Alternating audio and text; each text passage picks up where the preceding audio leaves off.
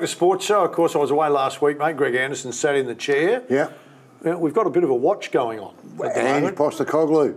Ando. Did he bring anything to the table, mate? Nothing. He hasn't watched. He doesn't even know what Ange is doing. He got no idea about Ange. Kidding, He's got a bit. Ando, please, mate. I threw it at him. You can't be serious. He looked at me like Don't know what Ange Postecoglou is doing at the moment. Well, he looked at me like I was a spaceman. But we are on Ange Postecoglou watch. There are other sports than AFL. You were away. Yep. And but they didn't play on the weekend, which the European Championships are on. But right now, the week you were away, he bopped Burnley 5-2, Tottenham. 5-2. They're sitting up the second on the ladder at the moment, only on goal difference from Man City. So he is the talk of England at the moment. They're all saying Ange.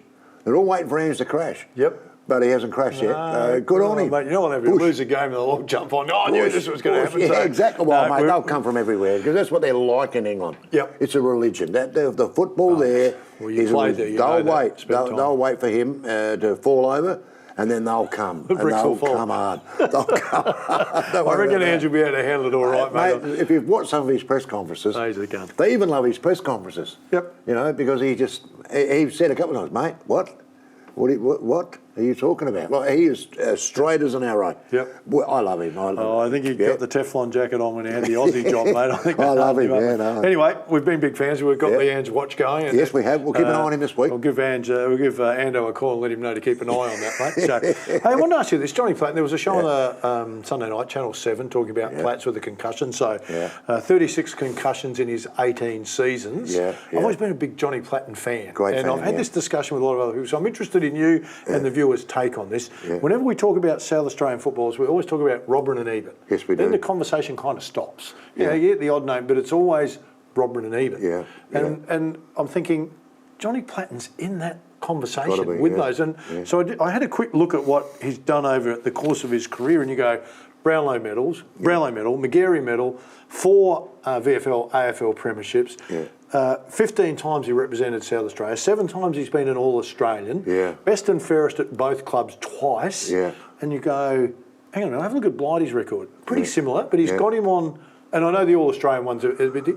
Other than the goal kicking, he's got Blighty matched and better in others. And obviously he's got Russell and Barry because of his time, but he tends to not get in the conversations. And the only reason I can think for that is going back through that era, of course, you used to just get the match of the day on Saturday. Of course, Platts has played most of his. He played 130 games for Centrals or 107 around that, but the rest were all in Melbourne. So we didn't see him playing his best footy, whereas we saw Robben and Ebert every weekend. Yes, we did. It just seems unfair that he's been such a great player and he's a do-and-die South Aussie, but he doesn't get in the conversation with those two. That's a really good point, mate, because he is right up there with the greats.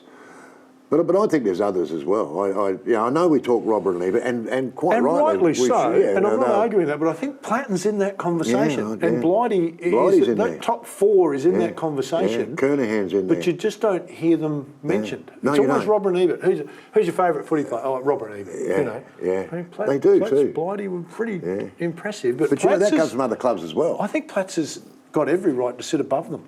I know people. You can't say that, but I'm just looking at what he's done.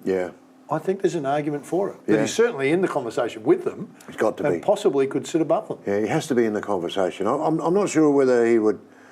I'm not sure he'd sit above them. I think he's up there. I think he's right up there. But I think let's call it level. But I think others are as well. Is he level with them? Is he level with it? Is he level with a guy who's won 4 Magarey medals? I mean, that's a tricky one. They're great. I'm not taking anything away from Robert and Russell. Don't get me wrong. I think they deserve every accolade they get. But I reckon Platts is equal in that conversation. I think he is too, mate. I do, but you won't hear anybody go, even opposition clubs. If you ask an opposition supporter like me, you're asking me. I'm a Port Adelaide supporter. I'm going to say Ebert and Robert. I'm going to say that. But I think I did a poll a few years ago where I actually put Buckley over Ebert as a player that I saw, that I've seen in my lifetime. Now, I know that I copped it from, I had to wear a helmet down at Port Adelaide for quite a while after that little statement. But if you look, I think he's one of the best players I've ever seen. Buckley? Yeah. But I also rate Kernahan Oh, he's been outstanding highly. too. I rate Kernahan so highly that, I put him up there in the conversation. I've always put Blight in the conversation. Yeah. As great players. Craig Bradley's a great player. All right. Do you know a player who also could be, and here in South Australia, let's not put him up there with it, but Peter Marker. Yep. What a player. I what agree. a player. Yes. But hardly got a mention. Yes. Because of Ebert. And also the style of game that Peter played. Yeah. So you're looking at, again, Russell and Barry were outstandingly brilliant. And some of the athletic stuff they did drew your attention. Yeah. Let me ask you this question then. When you talk about Buckley and Ebert, Robran, Blight, Platten, if you had to put them in order of team player, how would you do it then? We're not talking about best player, we're talking about team player. Okay, I'd still have your Robin and Ebert up there and Platten. Up so there. depending Before on that, what box you have to tick, depends where you'd sit on the list. Yeah. So Bucks, as good as he wasn't as good a team player as Platten. Ebert, I think later on Robin. in his career he was. He was later on, but he was very focused to get the best. Unbelievable player. Yeah. Unbelievable, and got the best out, no question at all. Well, that game he played in 1994, no, I beg your pardon, 1992, when the wet day against Glenelg in a grand final at Football Park before he went to Brisbane, Collingwood, wherever he went. Brisbane, yep. Was a staggering game of football. It was one of the best games of football I've seen for an individual because it was wet. Yes. But he played a dry game of footy. Had a million kicks, won the Jack Odie, won the Magarey in the same year. I just thought he was absolutely brilliant. He was just a brilliant player. Yeah. But I also tell you a story about Nathan Buckley, if we got time.